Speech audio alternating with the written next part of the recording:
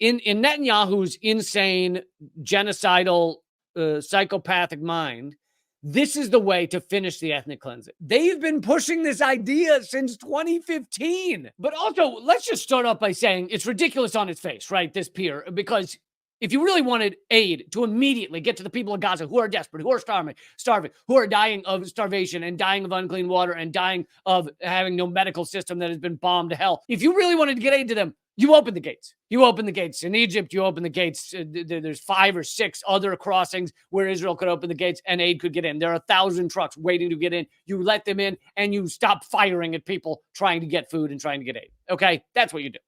End of story. And the U.S. could force Israel to do that immediately. Instead, they've got this ridiculous, we're going to send a ship from the U.S. and build a pier, and then there's other trucks that are going to come in that Israel's going to let in to build a pier so that we can then have ships come and bring aid. It's 1,000 times harder than what would be just giving them aid. The Biden administration has announced, the U.S. government has announced, they've unveiled a new path to get aid to the desperate people of Gaza. And it's seen here.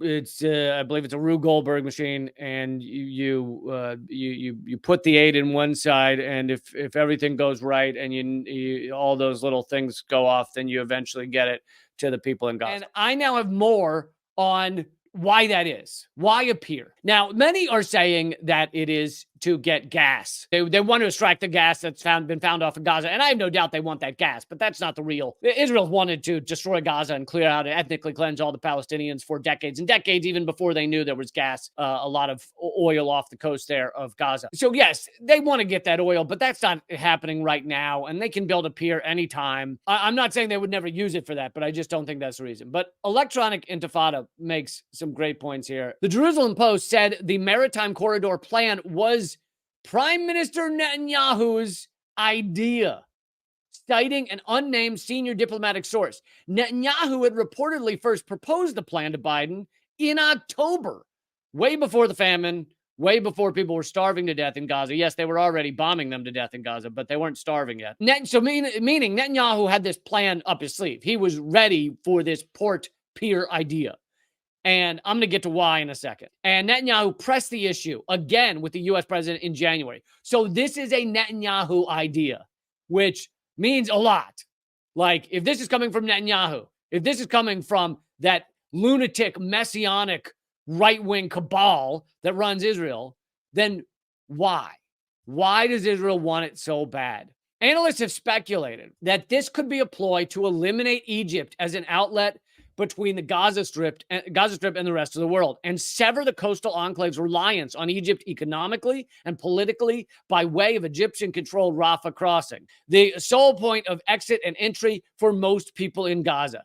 So this is a really important point that I hadn't thought too much about, which is that Gaza is completely isolated from any other countries except Israel, with one exception, and that is that one crossing with Egypt. Now, al-Sisi's not a good guy, right? That's not like he's like, the poor children. That's not him, okay? I think he has like 60,000 political prisoners right now. You don't have to run around acting like al-Sisi's a good guy. So he's not opening. He claims it's because he doesn't want to facilitate a genocide facilitate ethnic cleansing by saying Israel can just push all these people out of Gaza and move on with their lives and just steal all the land.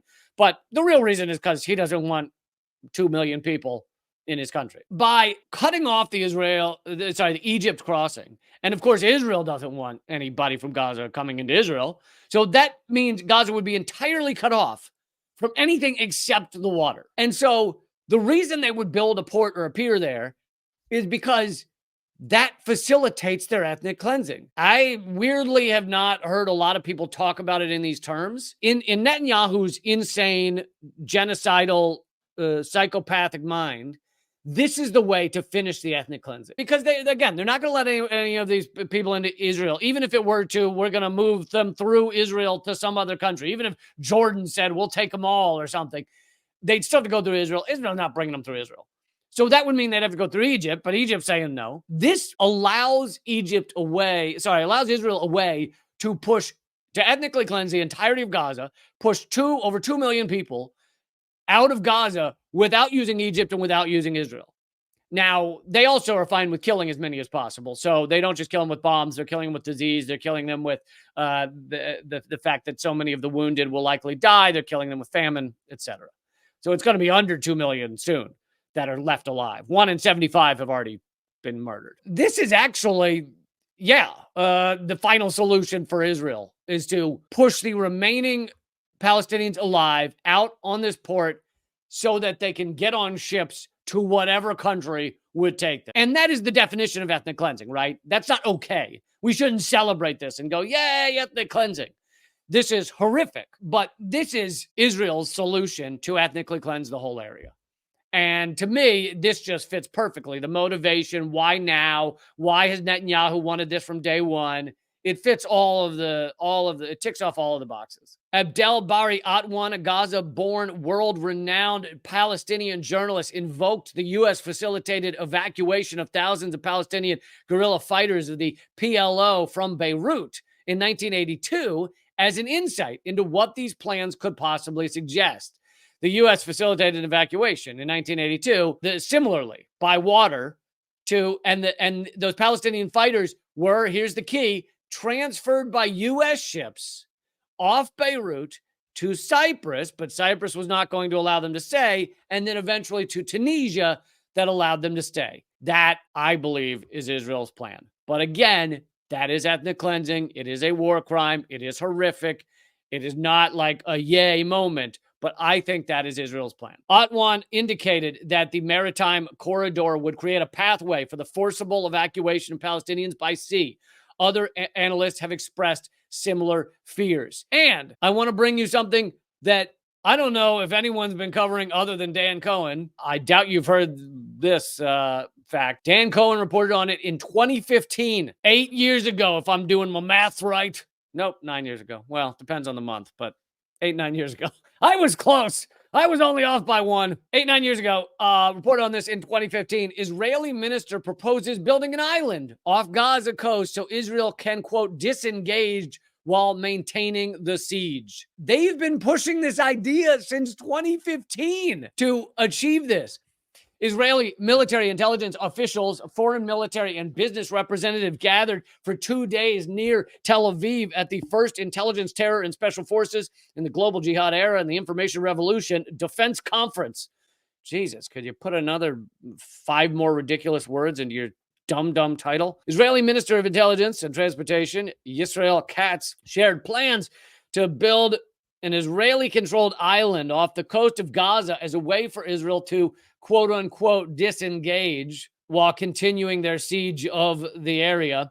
While Israeli officials often publicly claim that Israel, quote-unquote, left Gaza in 2005 when it evacuated, Gaza has remained under Israeli occupation, a crippling siege, and a naval blockade. Yeah, Israel did not stop controlling Gaza when they left in 2005. They actually control it worse, basically. He reiterated what is known as the Singapore option, in which some in the military intelligence apparatus propose to build an island and seaport off of Gaza's coast. This would allow Israel to maintain the naval blockade while allowing import and export of goods and facilitating travel, i.e. ethnic cleansing. Military planners have gone as far as measuring the sea shelf 17 kilometers out with the idea of a bridge connecting the prospective island to the shore. Israel's been planning this for 9 years, at least that aspect of it.